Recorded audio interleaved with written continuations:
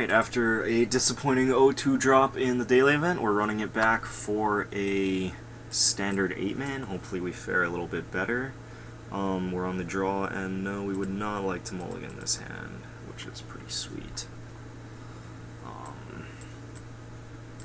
Would be perfect seas if we had a dual land here, which is why I added the Guild Gate to the deck. So I'm playing 9 total dual lands right now.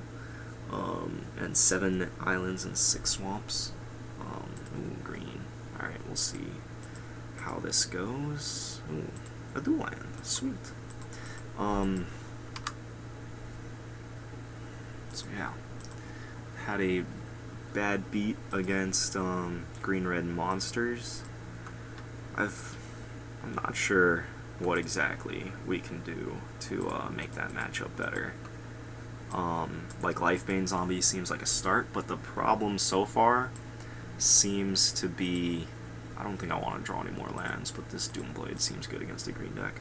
The problem with the green-red matchup seems to be that their top decks are just so good, so Lifebane Zombie seems like it's not gonna solve the big problems with the deck. Whereas something like more Doomblades or like Essence Scatter seem good, but then they don't solve the problem with this guy, Domri. So I really am not sure what to think here. So last time we were in this position, we did not play Nightveil Spectre into his Domri out of fear of a 4-drop fight, but play 4-drop, have Domri fight the 4-drop into Nightveil Spectre. But here, Omen Speaker means that that play leaves him with a dead Domri. So we're definitely making that play this time. And we don't really have an alternative. Like, I guess we could sit on Devour Flesh, but that's not going to do much. Alright, so here's his Fanatic. Yes, we will put a tribute counter on it. Let's see if he fights us. Yeah, okay, he's fighting us. So now we get to...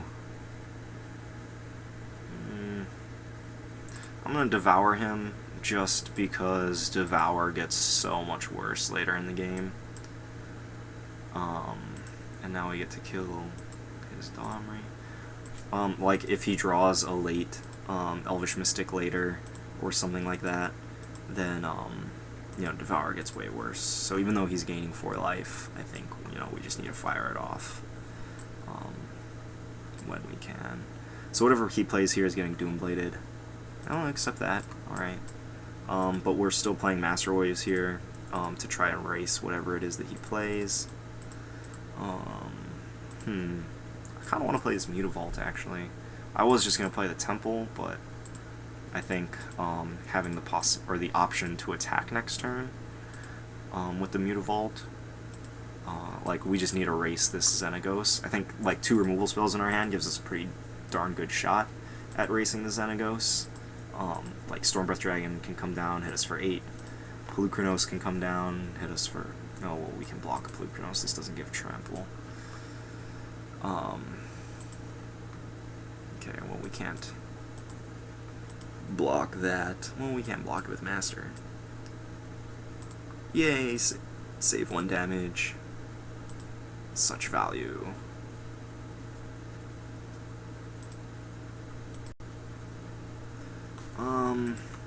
Alright, I'm willing to pay 2 life here to Thought Season. Domri.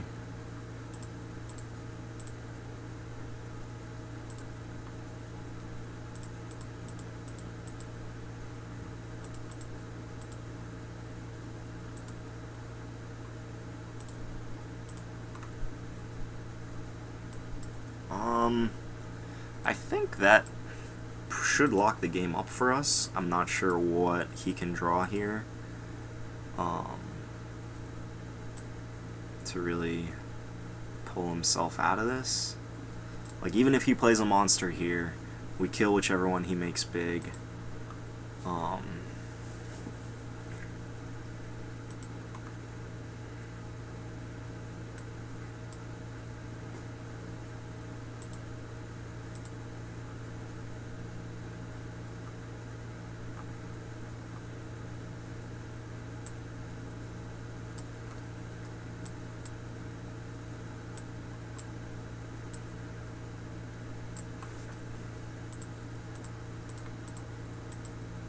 Yeah, this is looking pretty good.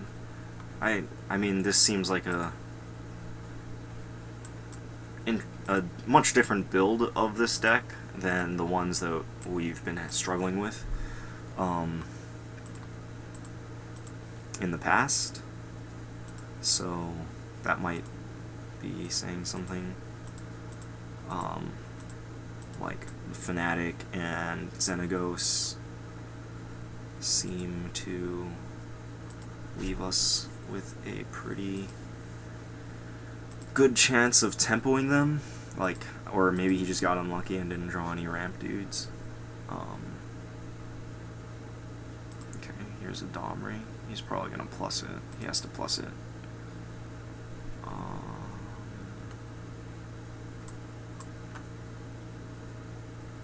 Okay, looks like it's not a creature.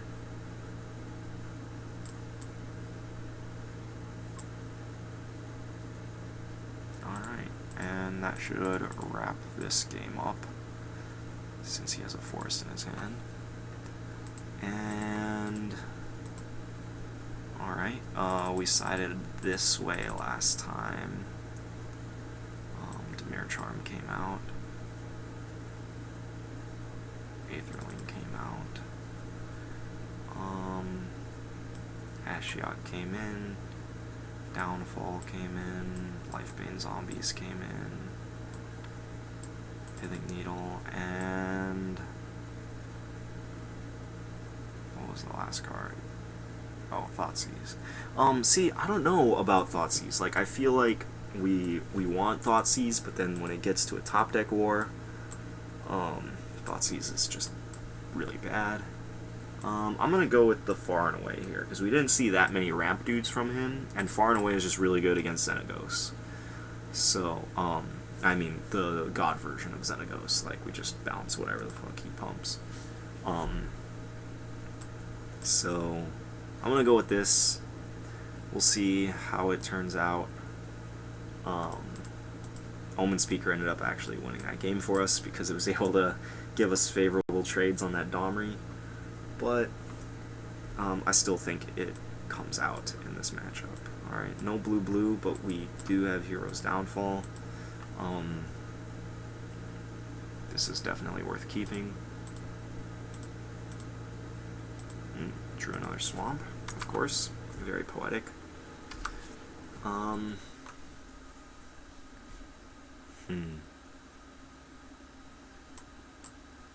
Oh, what is this? Burning Tree, I'm sorry. Interesting. Oh, wow. Maybe we do want, what's it called? Domestication and Dimir Charm here. This is not what I was expecting. Fnatic here would be pretty bad. Okay. Do we just Hero's Downfall this? The Courser? I feel like we have to start. We have to Hero's Downfall something, I think. So might as well do it while he's not getting any value off of it. I guess we could have let him draw and then see his next card, and then during his draw step, kill the Courser. So he has a forest in his hand.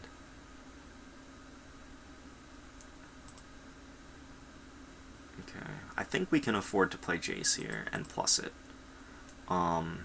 If he has Stormbreath Dragon, then we get super punished for it, but I think that we need to take that chance because we're just so far behind on life. Like a Stormbreath Dragon would be pretty bad for us anyway, and we need our we need to get as much value out of our master as possible. So hopefully he just doesn't have Stormbreath Dragon. I guess Polukranos here would be pretty bad too, but I feel like he would have played it last turn since he has a forest in his hand, which we saw from the Courser. Okay. That's not the worst. What else does he have? Burning Tree Emissary into nothing. I feel like his deck is confused. Like, it doesn't know what it wants to be doing. Oh, okay. I'm getting Gore Clan Rampagered here. Okay, that's fine. I think we still just play the second Jace and plus it again. Because as I said, we want to get as much as we can out of this master. Yes, that is still the play.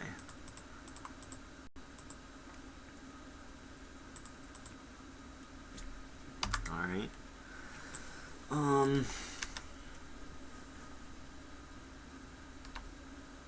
He still has a forest in his hand. I really like it when our opponents just give us the most information possible. Okay, he doesn't have a Rampager this turn, so we're gonna get some tokens off of this Jace. Jace is at 2 though. Plus Jace. Play our master. And we're sitting pretty tight here. The Devour is not going to do much, unfortunately. But we will get to draw some cards with Jace next turn, which is going to be pretty sweet. And actually, we can start attacking him.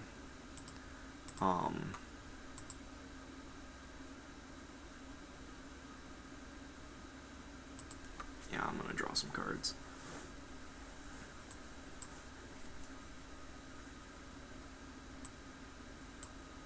Pretty sure we're taking Dissolve here.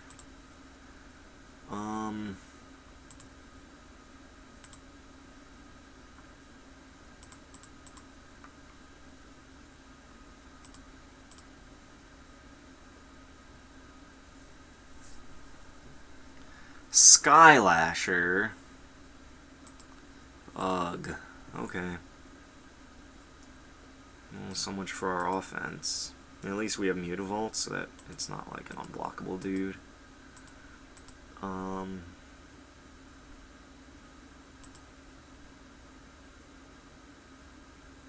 Yeah, I think that, like, burying Mistcutter Hydra out of nowhere, which we would still be decent against, we're still doing alright.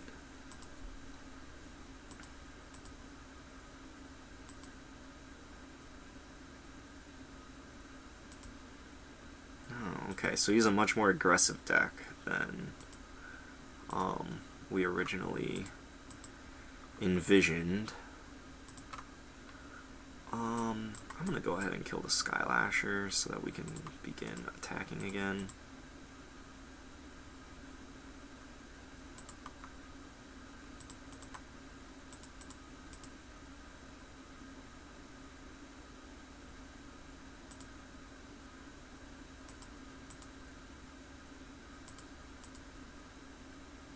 Yeah, like, as I think,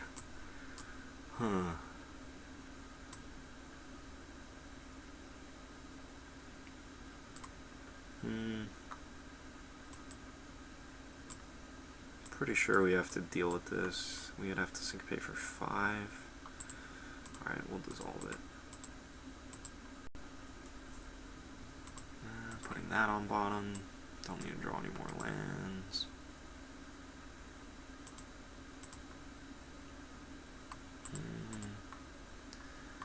Night Veil Spectre is nice. A second dissolve is really nice too. Alright.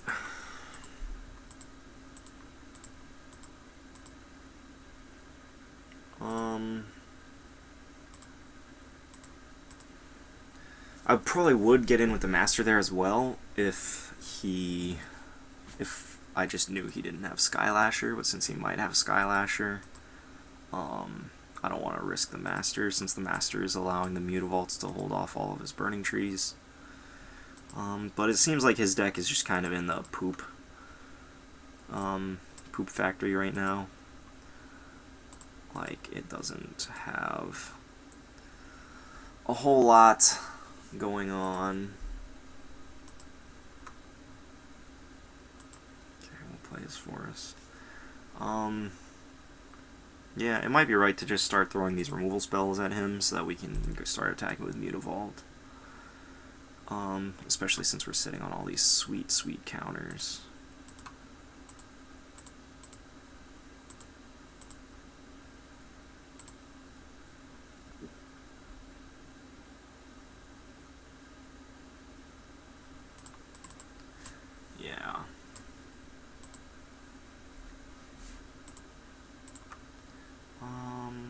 go with far and away.